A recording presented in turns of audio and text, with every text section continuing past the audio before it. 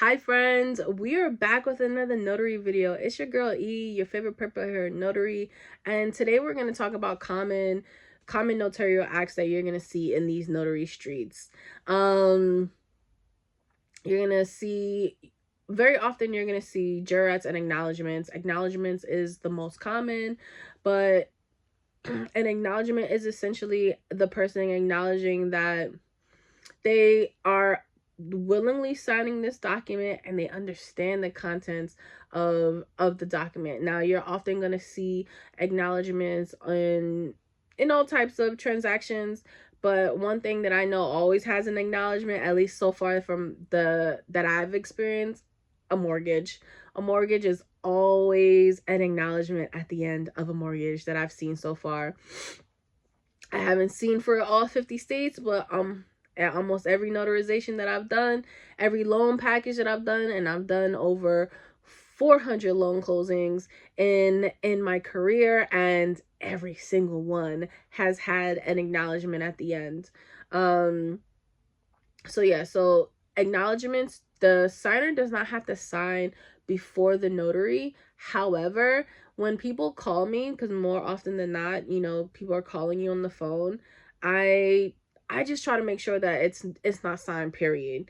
Don't do anything until I get there. But technically speaking, they don't have to sign in the presence of the notary for the acknowledgement. They're acknowledging that they are who they say they are, their signature, and they understand the contents of the document. They're willingly sign that document, and then you do the notarization. But I prefer everything to be done in front of me. That's just me. Your next notarization is going to be a jurat. So now your jurat is, you're giving them a little oath. They are swearing to the truthfulness of the document. A jurat is, like I said, is essentially the signer is acknowledging that the information in the document is true and correct. So I often see jurats on name affidavit where they have like signature affidavits.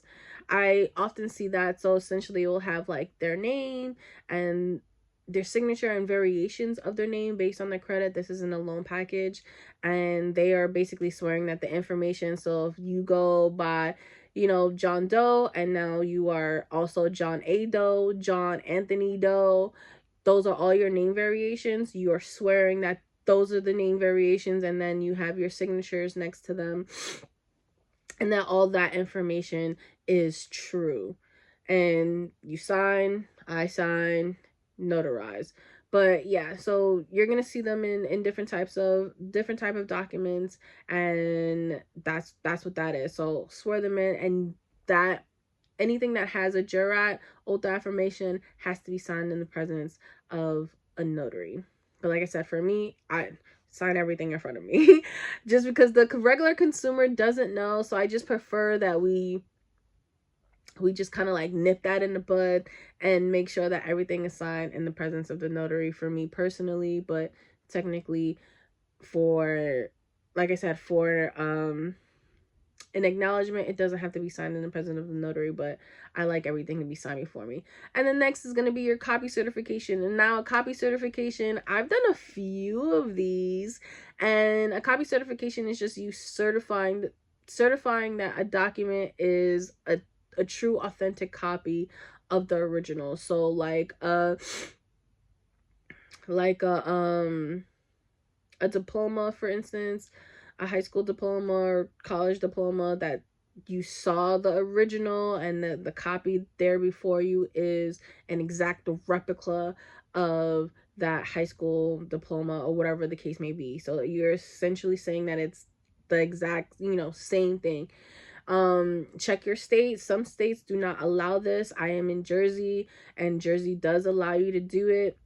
There are like some, I don't do like the birth certificates, like those vital records. I don't do that. I think that has to have like an extra layer. So death certificates, things like that, that needs to be done by, I think, like the state or county, whatever the case may be. So those I don't necessarily touch, but I've done like a driver's license, look at the driver's license, compare the two. Yes, this is an exact copy of the other, and do my copy certification.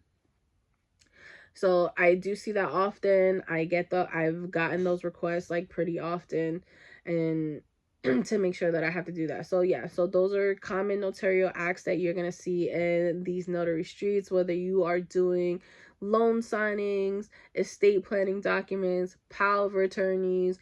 These are gonna be the common things that you're gonna see doing that. So make sure you familiarize yourself with them. Have your notes, have your manual on deck. Be familiar with these documents when you're out here, because you want to make sure that you know what you're doing, because a lot of notaries do not. They do things incorrectly. I've seen too many times where clients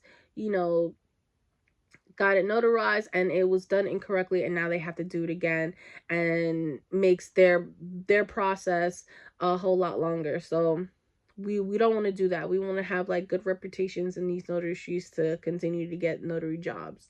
So yeah, if you have any questions regarding these notarial acts, please let me know in the comments.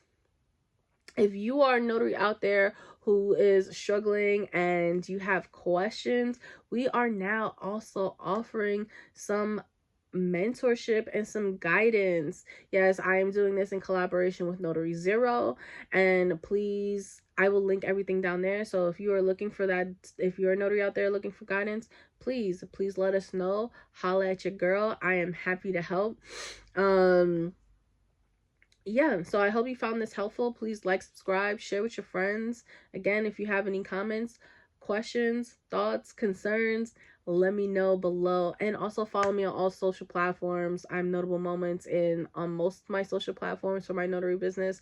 So yes, please follow me there. I am on TikTok, Instagram, Threads, Facebook, the things. Yeah. All right. Thanks for watching. Bye.